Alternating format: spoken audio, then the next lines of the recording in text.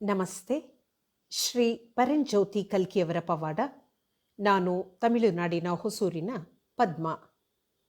ನಾವು 1997ರಲ್ಲಿ ಶ್ರೀ ಪರಂಜ್ಯೋತಿ ಭಗವತಿ ಭಗವಾನರನ್ನು ಕಂಡುಕೊಂಡಾಗ ಸಂಭವಿಸಿದ ಪವಾಡವನ್ನು ಹಂಚಿಕೊಳ್ಳುತ್ತಿದ್ದೇನೆ. ಆ ಸಮಯದಲ್ಲಿ ನನ್ನ ಹಿರಿಯ ಮಗಳಿಗೆ 8 ವರ್ಷಗಳಾಗಿತ್ತು.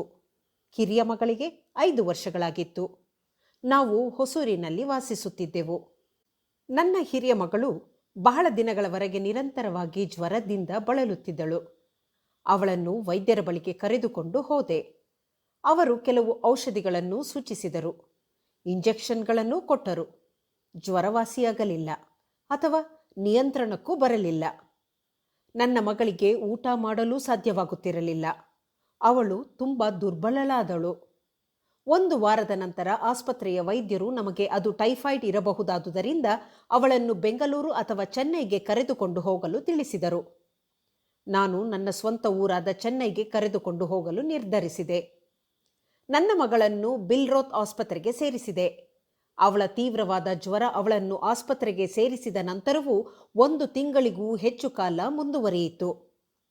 ಈ ವೇಳೆಗೆ ನನ್ನ ಮಗಳ ಸ್ಥಿತಿಯು ದಿನ ಕಳೆದಂತೆ ಹದಗೆಡುತ್ತಿತ್ತು. ಅವಳಿಗೆ ಊಟ ಮಾಡಲು ಸಾಧ್ಯವಿಲ್ಲದ್ದರಿಂದ ಅವಳಿಗೆ ಕೇವಲ ದ್ರವ ಪದಾರ್ಥಗಳನ್ನು ಮಾತ್ರ ಕೊಡಲಾಗುತ್ತಿತ್ತು. ಅವಳು ತುಂಬ ಸಣ್ಣಗಾಗಿ ಮೂಳೆ ಚಕ್ಕಳಂತಾದಳು. ವೈದ್ಯರುಗಳು ಎಲ್ಲ ರೀತಿಯ ಪರೀಕ್ಷೆಗಳನ್ನು ಮಾಡಿದರು. ಆದರೆ ಏನಾಗಿದೆ ಎಂದು ಅವರಿಗೆ ಕಂಡುಹಿಡಿಯಲಾಗಲಿಲ್ಲ. ಇದೇ ರೀತಿ 45 ದಿನಗಳು ಉರುಳಿದವು. ನಮ್ಮ ಕುಟುಂಬವು ವಿನಾಶದ ದಾರಿ ಹಿಡಿಯಿತು. ನನ್ನ ಕಿರಿಯ ಮಗಳು ಕೂಡ ಸೋಂಕಿಗೆ ಒಳಗಾಗಿ ಹೆಚ್ಚು ಜ್ವರದಿಂದ ಬಳಲತೊಡಗಿದಳು. ನನ್ನ 2 ಮಕ್ಕಳು ಆಸ್ಪತ್ರೆಯಲ್ಲಿ ಇದ್ದುದರಿಂದ ನಾನು ಭಯಭೀತಳಾಗಲು ಪ್ರಾರಂಭಿಸಿದೆ. ದೇವರ ಮೇಲೆ ಹಾಗೂ ಪ್ರಾರ್ಥನೆಯ ಮೇಲೆ ನಂಬಿಕೆ ಹೋಯಿತು. ನನಗೆ ಯಾರೂ ಹಾಗೂ ಯಾವುದೂ ಸಹಾಯ ಮಾಡುವುದಿಲ್ಲ ಎನಿಸಿತು. ಆ ಸಮಯದಲ್ಲಿ ಒಬ್ಬ ಹೆಂಗಸು ಚೆಕಪ್ಗಾಗಿ ಆಸ್ಪತ್ರೆಗೆ ತನ್ನ ಮಗುವನ್ನು ಕರೆತಂದಿದ್ದಳು. ಅವಳು ಶ್ರೀ ಪರಂಜ್ಯೋತಿ ಭಗವತಿ ಭಗವಾನರ ಬಗ್ಗೆ ಹೇಳಿದಳು ಹಾಗೂ ಮೂಲಮಂತ್ರದ ಕಾರ್ಡನ್ನು ಕೊಟ್ಟಳು. ಆಕೆಯು ನನ್ನ ಮಕ್ಕಳ ಆರೋಗ್ಯಕ್ಕಾಗಿ ಮಂತ್ರವನ್ನು ಜಪಿಸಲು ಹೇಳಿದಳು. ನಾನು ಮೂಲಮಂತ್ರವನ್ನು ಜಪಿಸಲು ಪ್ರಾರಂಭಿಸಿದೆ. ಅಲ್ಲಿಯವರೆಗೂ ನಾನು ಶ್ರೀ ಪರಂಜ್ಯೋತಿ ಭಗವತಿ ಭಗವಾನರ ಬಗ್ಗೆ ಕೇಳಿರಲಿಲ್ಲ ಅಥವಾ ಶ್ರೀಮೂರ್ತಿಯನ್ನು ನೋಡಿರಲಿಲ್ಲ. ಒಂದು ದಿನ ನಾನು ಆಸ್ಪತ್ರೆಯ ಕೊಠಡಿಯಲ್ಲಿ ಪ್ರಾರ್ಥಿಸುತ್ತಿದ್ದಾಗ ನನಗೆ ಶ್ರೀ ಭಗವಾನರು ಬಿಳಿ ವಸ್ತ್ರದಲ್ಲಿ ಆಸ್ಪತ್ರೆಯನ್ನು ಪ್ರವೇಶಿಸುತ್ತಿರುವ ದೃಶ್ಯ ಕಾಣಿಸಿತು.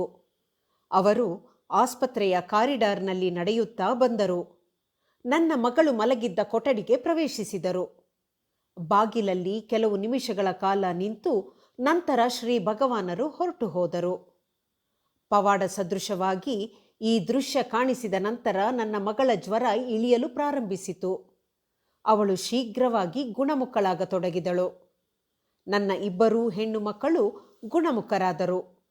ನಾವು ಮನೆಗೆ ಹಿಂತಿರುಗಿದೆವು. ನಾನು ಶ್ರೀ ಅಮ್ಮ ಭಗವಾನರ ಆಲಯಗಳ ಬಗ್ಗೆ ತಿಳಿದುಕೊಂಡೆ.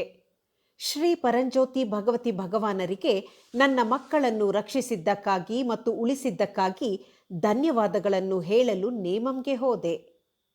ತಮ್ಮ ದೈವಿಕ ರಕ್ಷಣೆಯನ್ನು ಮತ್ತು ಸ್ವರ್ಗೀಯ ಅನುಗ್ರಹವನ್ನು ನಮ್ಮ ಕುಟುಂಬಕ್ಕೆ ಕರುಣಿಸಿದ್ದಕ್ಕಾಗಿ ಅವರಿಗೆ ನಮ್ಮ ಹೃದಯಪೂರ್ವಕ ಕೃತಜ್ಞತೆಗಳು.